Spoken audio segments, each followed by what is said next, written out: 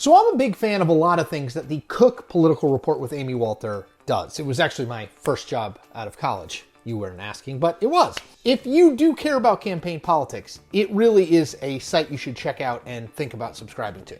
My favorite thing that the Cook Political Report does is something called the Partisan Voting Index, PVI. It's a way to compare every House seat in the country against every other House seat based on presidential voting performance over the last 2 national elections. So for example, a seat with a PVI score of D+8 means that the district is 8 points more Democratic than the nation as a whole, as judged by the 2016 and 2020 presidential election results. An R+2 seat means the seat is 2 points more favorable to the GOP than the national average in those 2 elections, and so on. You get the general gist. It's a really useful tool to get a sense of which seats and how many seats are genuinely competitive, and consequently, where the 2 parties will be fighting for the majority in the years to come. Now, the Cook Political Report released its latest PVI score this past week, and there's tons of interesting data in there. But what jumped out to me was the absolutely massive decline in what we would determine as competitive seats. Consider this. Just 82 of the House's 435 districts have a PVI score of between D+5 and R+5. That's the standard by which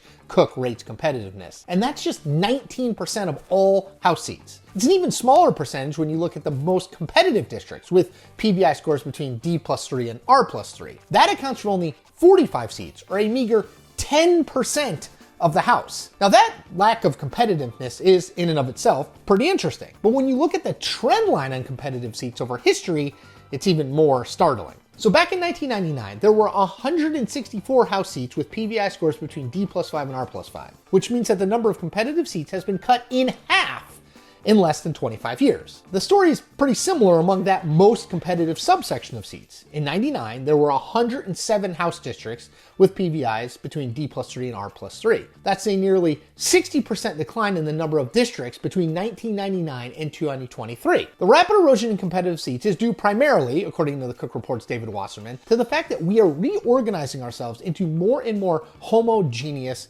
communities, as Wasserman notes, and I'm quoting him here. For example, the boundaries of rural eastern Kentucky's 5th district haven't changed much since 1997, but its PVI score has shifted from R+2 to R+32, as its voters have abandoned National Democrats.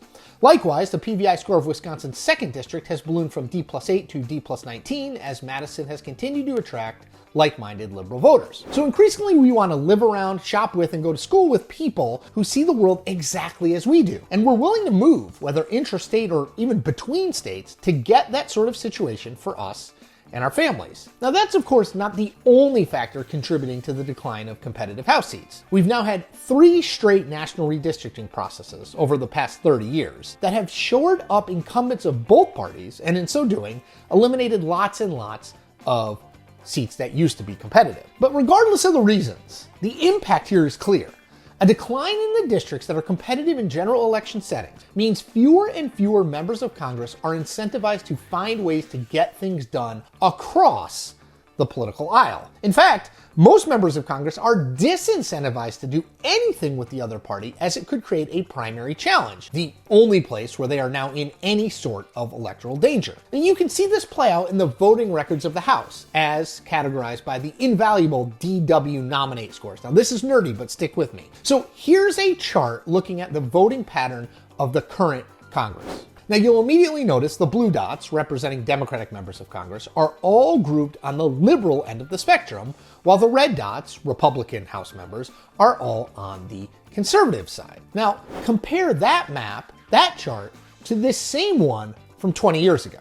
And now compare those two to the exact same chart from 40 years ago. You can literally see the ideological middle disappear over the course of those 3 charts. That large white space in the top chart, it's the missing middle. There's also this stat from Cook's Wasserman, which makes that same point, but in electoral terms. I'm quoting him here. Back in the 105th Congress, 97-98, there were 26 Democrats sitting in districts with PVIs of R+3 or more, and 14 Republicans in seats with PVIs of D+3 or more. Today, there are just 5 Democrats and 4 Republicans in seats surpassing those thresholds. So what? The consequences of the death of the swing district and the ideological middles shrinking are considerable. Serving in Congress is now about peacocking for your party base because, for the vast majority of House members, those are the only constituents they really need to worry about. There's almost no interest in bipartisan solutions or even working with members of the opposite party. And far from punishing that behavior, voters are increasingly rewarding it. We now live in what looks more and more like a parliamentary system of government, where voters are choosing candidates based on the name on the front of the jersey, not the one on the back. Something is lost when our American democracy functions and doesn't function like this. Something very important.